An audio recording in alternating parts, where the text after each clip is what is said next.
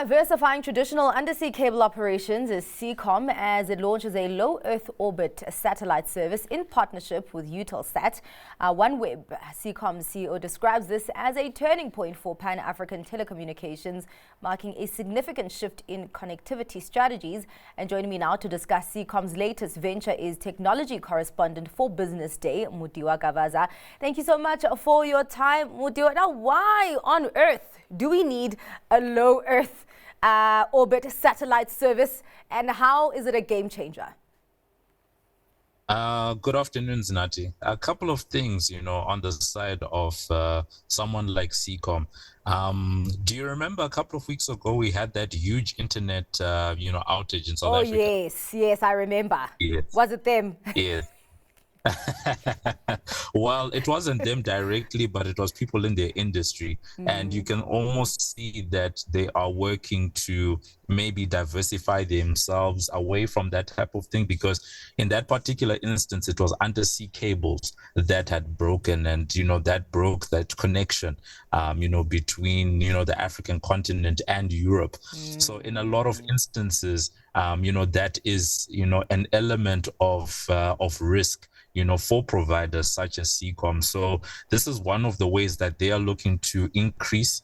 I'm just going to call it their technology stack or their telecom stack, where basically you have different layers, of connectivity that you can offer to your clients.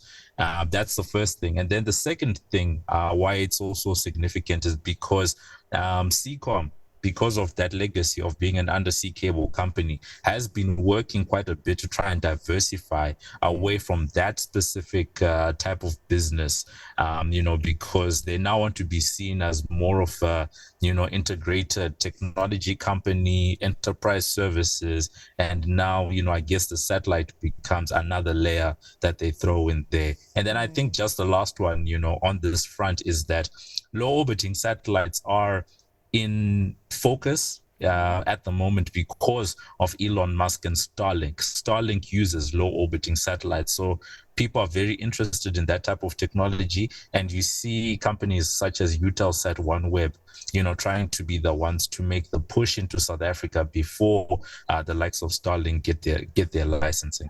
Okay. So this is also really kind of a thing to establish, themselves in South Africa, in Africa, before your Starlink comes into the continent. And actually, I wanted to ask, how is competition on that front?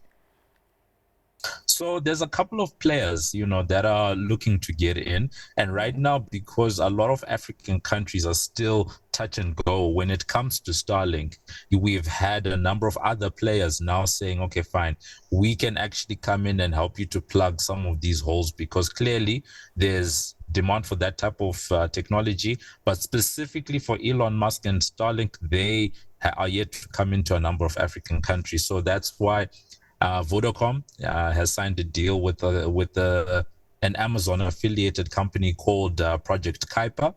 So that's basically Amazon's, own, set, of low orbiting satellite, and them playing in that region.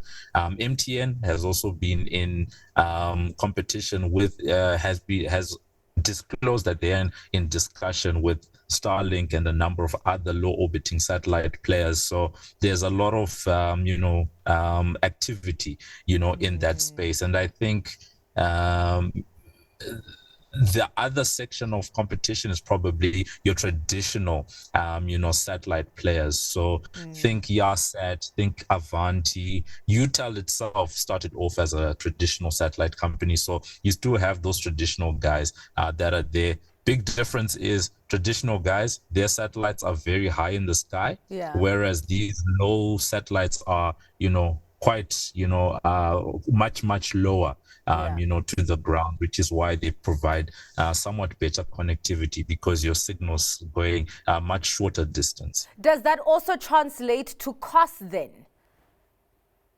Well, for now, the likes of Starlink have been able to provide, at least on the consumer side, they've been able to provide a service that is competitive in terms of pricing. Because your biggest, I'm going to call it block, of customers is going to be people that cannot get fiber or people that want a backup to fiber.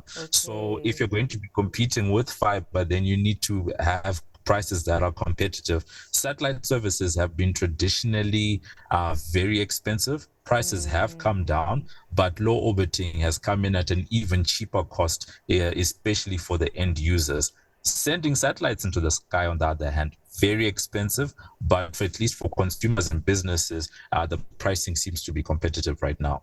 And that would also translate to, these low orbit satellites kind of also benefiting the kind of rural areas that actually really do need, all this connectivity better.